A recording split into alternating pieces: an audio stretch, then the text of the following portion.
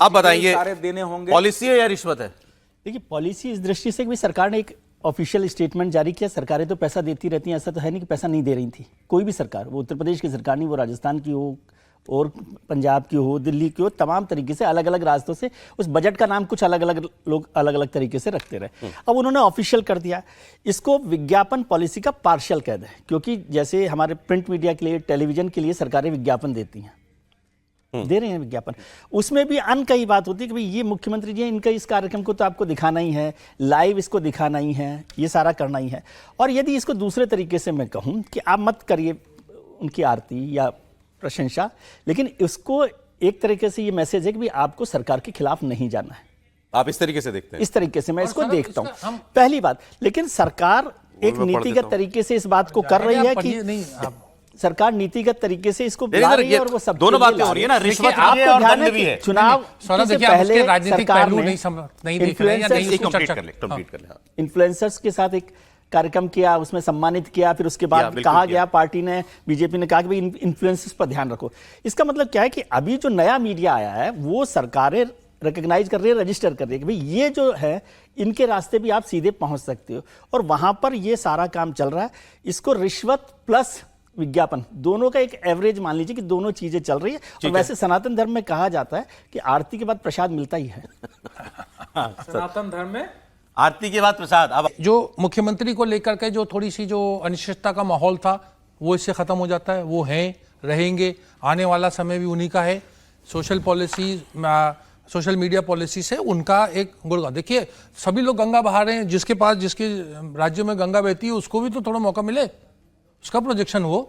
इतने महीनों से ये इतना सा काम करने के लिए योगी जी के हाथ खोलने की जरूरत पड़ी। बिल्कुल, आपको अगर आप पूरे इसके आप इतिहास में जाएं तो इतिहास में आप जाएं तो आपको पता होगा सोशल मीडिया के योगी सरकार अपनी तारीफ कराने के लिए, मतलब योगी इस तरह से को पीछे से तब तक नहीं करेगा।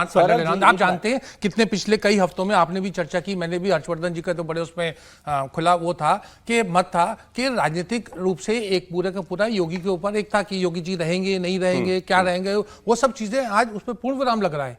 और एक पूरा जो आने वाले समय में मतलब जो योगी युग होगा उसकी ये शुरुआती कदम है। आप देखते जाइए और भी बहुत कुछ होगा। एक चीज और जोड़ दूं मैं अवधेश जी की, जो पहले क्या होता था, ये तो सोशल मीडिया भी नया प्लेटफॉर्म है इसलिए सारी चर्चा हो रही है। पिछली सरकारें रही हैं जिन्होंने घर दिए हैं, फ्लैट्स दिए हैं, जमीनें दी हैं। सर आप सूची मत वाली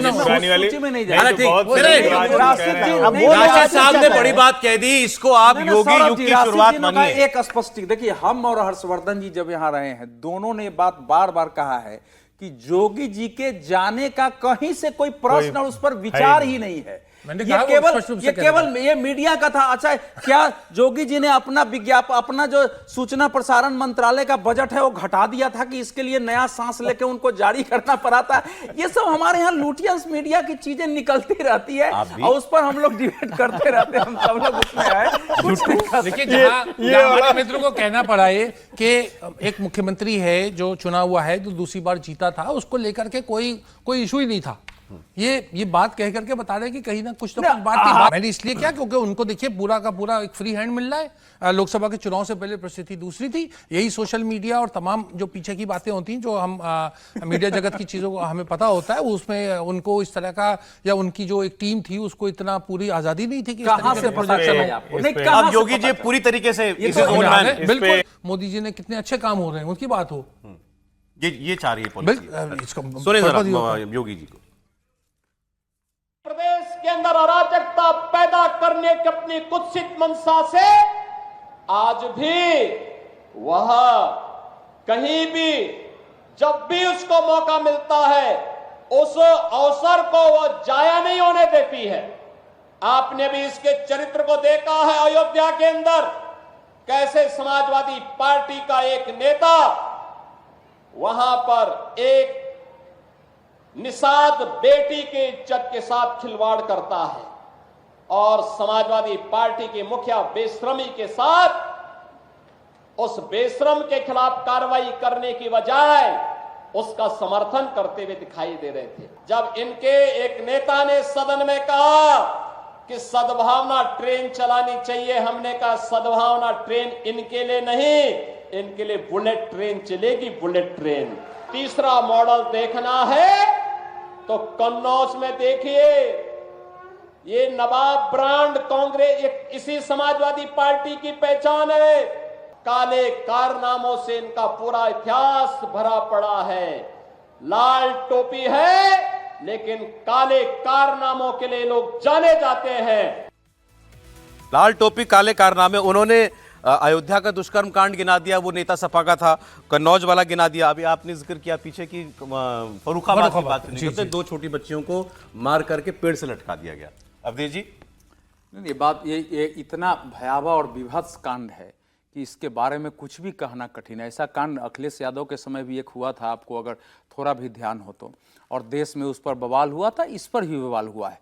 अभी तक इसके बारे में स्पष्ट नहीं है कि ऐसा क्यों हुआ। दोनों, एक उसमें बालिग लड़की है, एक नाबालिग है, दोनों घर से निकली कि बुआ के यहाँ जा रहे हैं और उसके बाद उसका सुबह जो है उसका शव मिलता है। इसमें ये सामान्य घटना नहीं है। उस पर अभी तक जो सरकार की प्रतिक्रिया है, उसमें थाने का कहना है कि हम लोगों ने इस शव को जलाने में हमारी कोई भूमिका नहीं है। एक बार कह रहा है कि नहीं शव वाले पहुंचे थे यहाँ, वहां से बात हुई, परिवार से बात किया है कि शव आप जला दीजिए। परिवार का जो वीडियो आया है बयान से कि हम पर किसी प्रकार का दबाव नहीं था और जो परिस्थिति थी हमने वो शव को जलाया है।